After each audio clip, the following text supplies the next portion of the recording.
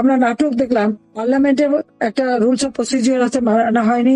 Speaker আছে, deputy speaker কারাগারে বন্দী, সেটা বাদ দিয়ে একবার গোজামিল দিয়ে একটা পার্লামেন্ট শুরু। এই পার্লামেন্টের কোনো লিগ্যাল ভ্যালু আছে বলে আমি মনে করি না। অবৈধ ক্ষমতা দখলকারী, অবৈধভাবে সরকার, একটা প্রহসনের নির্বাচন, তারই মধ্যে দিয়ে একটা পার্লামেন্ট যেটা হচ্ছে ওই খুনি আর যুদ্ধাপরাধী, এবং সেই পার্লামেন্টের লিডারকে 21শে আগস্ট গ্রেনেড হামলায় আইভি রহমানের হত্যাকারী, সাজাপ্রাপ্ত আসামি, দুর্নীতি করতে যেয়ে আমেরিকার FBI এর কাছে ধরা পড়া এবং FBI এসে সাক্ষী দিয়ে সেই সাক্ষীতে যে সাজাপ্রাপ্ত সেই আসামি, মানে আমি কি বলবো আর। বাংলাদেশ আওয়ামী লীগ জাতির পিতা বঙ্গবন্ধু শেখ মুজিবুর রহমান গড়ে তুলেছেন। এই আওয়ামী লীগের নেতৃত্বে বাংলাদেশ স্বাধীনতা অর্জন করেছে। এই আওয়ামী লীগ ছিল বলেই তো আজকে স্বাধীন দেশ, এবং এই স্বাধীন দেশের সকলেই তো সুযোগ পাচ্ছে। তা আওয়ামী লীগের অপরাধটা কি?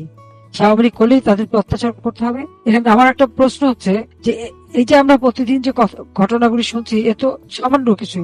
সমগ্র বাংলাদেশে প্রত্যেকটা ইউনিয়ন, ওয়ার্ড, এমনকি ইউনিট পর্যন্ত, আর জেলা উপজেলা ঢাকায় অগণিত নেতা কর্মীদের উপর, পরিবারের উপর অকথ্য অত্যাচার নির্যাতন চালাচ্ছে, এবং এ পর্যন্ত আমাদের হাজার হাজার নেতা কর্মীকে কতজনকে তো মেরে ফেলে দিচ্ছে, তাদের কোনো ঠিকানাই পায়নি। শুধু লাশ ভাসতে পাওয়া যায় ওই নদীতে, পুকুরে, জঙ্গলে, এখানে সেখানে। মানে ছাত্রলীগ করে দিকে অপরাধ, আওয়ামী লীগ করে দিকে অপরাধ, মা বাবা দাদি ভাই বোন সন্তানকেও রেহাই পায় না। বাড়ির ভিতরে রেখে দাদিকে পুড়িয়ে মারে, মা চাচিকে পুড়িয়ে মারে, বাবাকে মারে, বাবা তার 2 ছেলে সহ কোপায়, 2 ছেলে মারা যায়, বাবাটা কোনো মতে বেঁচে যায়। এরকম বিভৎস সমস্ত ঘটনা। যে কোনো মানুষ তার একটা দল করতে পারে বা একটা নীতি আদর্শ মানতে পারে। জবরদস্তি করে একটা দেশকে বা একটা দলকে তো শেষ করে দেওয়া যায় না। বারবারই তো আঘাত করেছে, বারবার আওয়ামী লীগের উপর হামলা, জাতির পিতা বঙ্গবন্ধু শেখ মুজিবকে হত্যা করলো, আমি হারালাম আমার মা, আমার ভাই, আত্মীয় পরিবার। তখন তাদের চিন্তা ছিল যে আওয়ামী লীগ বোধহয় শেষ হয়ে যাবে। আওয়ামী লীগের হচ্ছে মাটি মানুষের সংগঠন। আজকে আওয়ামী লীগ করলে আমার নেতা কর্মীদের অত্যাচার করবো আর বসে বসে আমরা সহ্য করবো, এটা হয় না। বারবার এই অত্যাচার এসেছে। আওয়ামী লীগ কখনো প্রতিশোধ নিতে যায়নি। তবে 2001 সালে ওই বিএনপি যখন আমাদের অগণিত নেতা কর্মীর উপর নির্যাতন করেছে, 2009 সরকার গঠন করে আমরা কিন্তু তার প্রতিশোধ নিতে পারতাম, কিন্তু আমাদের তা করিনি। দেশের উন্নয়ন করেছি, মানুষের অন্ন বস্ত্র বাসস্থান চিকিৎসার ব্যবস্থা করে দিয়েছি, ঘরে ঘরে বিদ্যুৎ দিয়েছে, রাস্তাঘাট পোল ব্রিজ করে মানুষের জীবন মান উন্নত করেছি, ডিজিটাল বাংলাদেশ করেছি, মানুষের জীবনটাকে উন্নত করে দিয়েছিলাম। কিন্তু আজকে কি অবস্থা? এটা গভীর চক্রান্ত করে ক্ষমতা দখল করে এই ফ্যাসিস্ট ইউনূস, তার কাজই ছিল শুধু হত্যা করা, নির্যাতন করা, দখল করা, আর তার সাথী হলো কারা? বিএনপি জামাতের জঙ্গিরা।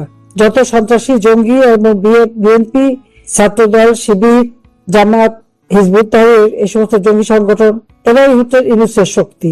আর তাদের দোষ পুলিশের কথা হচ্ছে, পুলিশের ক্ষেত্রে লজ্জা হওয়া উচিত যে এভাবে এই বিএনপি জামাত শিবির মিলে ইউনূসের হাতে, ইউনূসের যে এনসিপি, তার যে দল বানিয়েছিল সমন্বয়করা, যেভাবে পুলিশকে মেরে পা বেঁধে ঝুলিয়েছে, ঝুলে হত্যা করেছে, একইভাবে আওয়ামী লীগ, ছাত্রলীগ, স্বেচ্ছাসেবক লীগ, যুবলীগের নেতা কর্মীকে ওইভাবে নির্যাতন হত্যা করেছে। পুলিশের হত্যার বিচার হবে না, অর্থাৎ পুলিশের পরিবার, তার বাবা মা, তার ছেলে মেয়ে, তার স্ত্রী, তার স্বামীর হত্যার বিচার পাবে না, সন্তানরা বাবা হত্যার বিচার পাবে না, বাবা তার সন্তানের হত্যার বিচার পাবে না, তাদেরকে দায় মুক্তি দিয়ে দেওয়া হয়েছে। কিন্তু মামলাগুলি মিথ্যা মামলা সহ আওয়ামী লীগের বিরুদ্ধে। ইউনূস তো এই দেশটাকে ধ্বংস করে দিয়ে বিদায় নিয়েছে, বাধ্য হয়েছে বিদায় নিতে।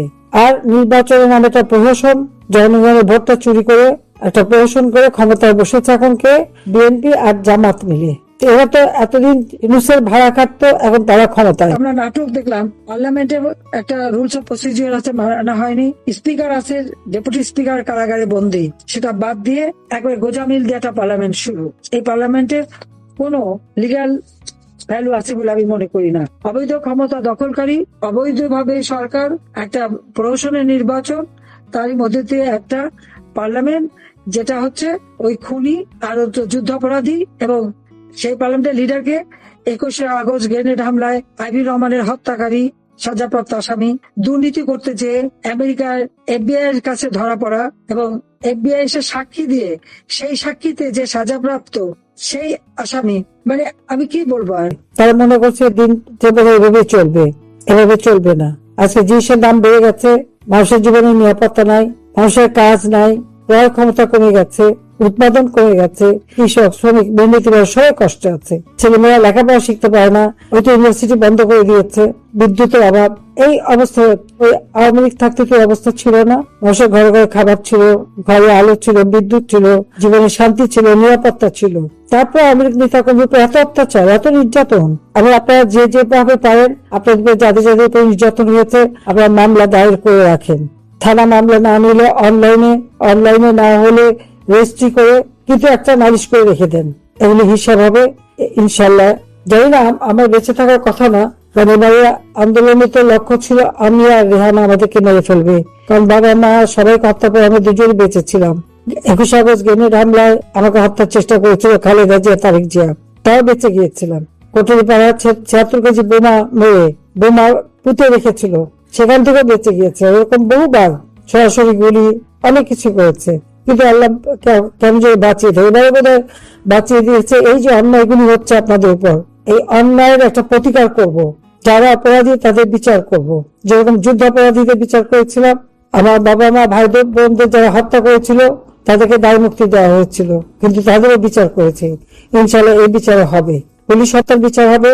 আজকে আমাদের দেশের মানুষের উপর যারা নির্যাতন করেছে, আওয়ামী লীগের নেতাকর্মীর উপর নির্যাতন করেছে এবং হত্যা করেছে তাদের বিচার ইনশাল্লাহ করব। দোয়া চাই, দোয়া করবেন যেন সেই দিনটা দেয়, এবং সেদিন বেশি দূরে না। আমি আছি সবসময় আপনাদের পাশে, আমি থাকবো। আপনারা ভালো থাকেন। এই রমজান মাস, রমজানের মোবারকবাদ জানাই। আল্লাহ রাব্বুল আলামিনের কাছে দোয়া করেন এই দুঃশাসনের হাত থেকে, কারণ এক চোর গেছে, ডাকাত ক্ষমতা বসছে, অস্ত্র চোরা কারবারি, গ্রেনেড হামলাকারী, দুর্নীতিতে দায়যুক্ত সাজাপ্রাপ্ত আসামি, যেখানে আমেরিকার FBI সাক্ষী দিয়ে শাস্তি দিয়েছে, তারাই এখন ক্ষমতায়। কি দুর্ভাগ্য বাংলাদেশের, কত গুণের অধিকার একজন। দেশটা চালাবে কি? এতে লুটি খেতে এসছে, কিন্তু একদিন এই দেশ ফিরে আসবে, আবার দেশের মানুষ শান্তি পাবে। যখন বেঁচে আছি নিশ্চয়ই আল্লাহ তো বাঁচিয়ে রেখেছে একটা উদ্দেশ্য নিয়ে, সেটা আমি বিশ্বাস করি যে যত দূরে থাকে আমি আপনাদের পাশে আছি। ভালো থাকবেন আর দোয়া করবেন যেন এই অন্যায়ের বিচার করতে পারি, অন্যায়ের প্রতিকার করতে পারি। জেলখানার মধ্যে আমাদের নেতা কর্মীদের অকথ্য অত্যাচার চলছে। যাক, আমি এটুকু বলে শেষ করে আজকে রমজান মাস আর আপনাদের সময় নিতে চাই না। সবাই ভালো থাকেন, সুস্থ থাকেন। খোদা হাফিজ। জয় বাংলা, জয় বঙ্গবন্ধু, বাংলাদেশ চিরজীবী হোক। তো আজকে এই পর্যন্তই, কিন্তু প্রশ্নগুলো এখানেই শেষ নয়। এই দেশ, এই রাজনীতি, এটা আমাদের সবার। আপনি, আমি, আমরা সবাই মিলে গড়ে তুলব সচেতনতার একটা মঞ্চ। আপনার ভাবনা, আপনার চিন্তা এবং আপনার মতামত আমাদের দরকার। তাই কমেন্টে লিখে জানান এই মুহূর্তে আপনি কি ভাবছেন এবং আপনি কোন দিকে তাকাচ্ছেন। রিপাবলিক অ্যান্ড পলিটিক্স কেবল খবর বা বক্তব্যের জায়গা নয়, এটা একটা ভিন্ন মতের প্ল্যাটফর্ম। এখানে প্রশ্ন করার সাহস আছে, সত্যের পেছনে ছুটে চলার স্পর্ধা আছে। চ্যানেলটি ভালো লাগলে অবশ্যই সাবস্ক্রাইব করে পাশে থাকুন, কারণ একটা ক্লিকেই হতে পারে হাজারো অন্ধকার ভেদ করে আলো খোঁজা শুরু। ফিরছি পরের পর্বে আরও খোলামেলা বিশ্লেষণ নিয়ে। সে পর্যন্ত সবাই ভালো থাকুন, সুস্থ থাকুন। আল্লাহ হাফেজ।